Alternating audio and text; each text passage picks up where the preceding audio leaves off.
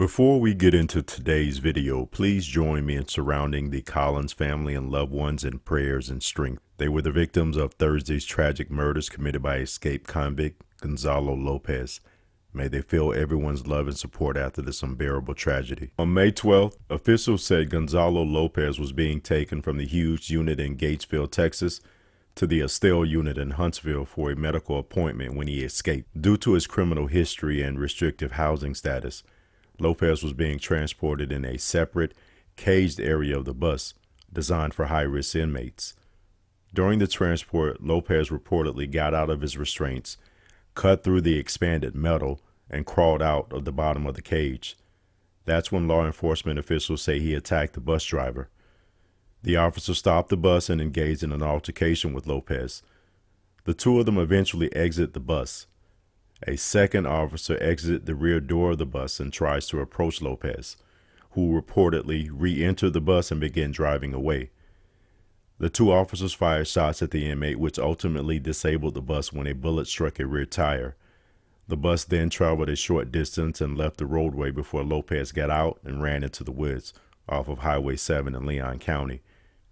Lopez's prison history in Texas dates back to 1994 when he was convicted of multiple felonies, including aggravated assault. He was sentenced in 1996 and served time inside a Texas Department of Criminal Justice facility. In 2005, Lopez was arrested in connection with the kidnapping and shooting death of Lupe Ramirez in Texas. Ramirez was taken by two men at gunpoint, who later demanded a $40,000 ransom for his release. Lopez was one of the two men involved. Ramirez was wanted dead due to owing money to the cartel for a drug shipment gone wrong. A month after the abduction, Lopez was arrested in Stark County on unrelated drug possession charges and told a Texas Ranger that he had kidnapped and killed Ramirez. Lopez led investigators to the place where he said he killed Ramirez with a pickaxe and buried his body. Investigators found Ramirez's body buried about 4 feet deep. His hands were tied together with rope that also covered his mouth and neck. Lopez told investigators the kidnapping and killing were ordered by associates who belonged to the La Mano drug cartel from Mexico. He was sentenced to life in prison in 2006. Lopez also told investigators that in 2004, he and another man, Luis Carlos Meirez, were on their way to kill someone in Laredo when a Webb County sheriff attempted to pull them over. In a written statement, Lopez said Meirez opened fire on the deputy while he held the steering wheel during the chase.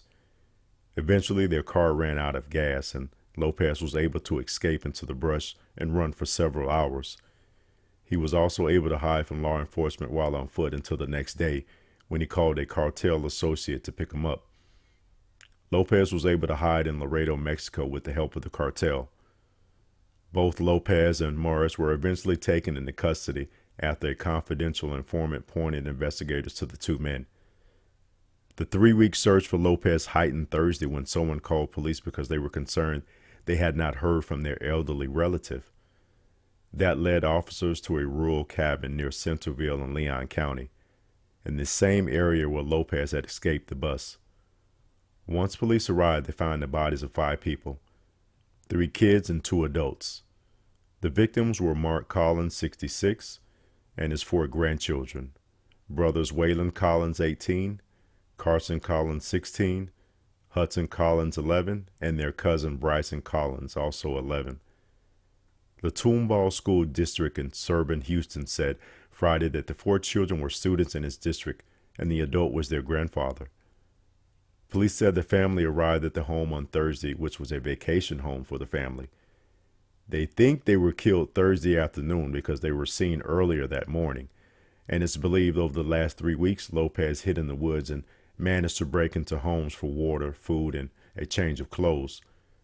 After he murdered this poor, unsuspecting family, he steals the family's white Chevy Silverado truck and goes back on the run.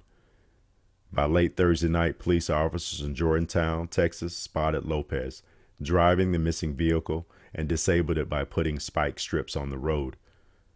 After a short chase, Lopez crashed the vehicle into a tree and began shooting at the officers, who returned fire and ultimately killed Lopez.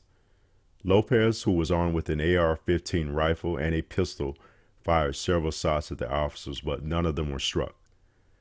Thank you guys for watching, and as always, don't forget to like, comment, and subscribe. See you next time.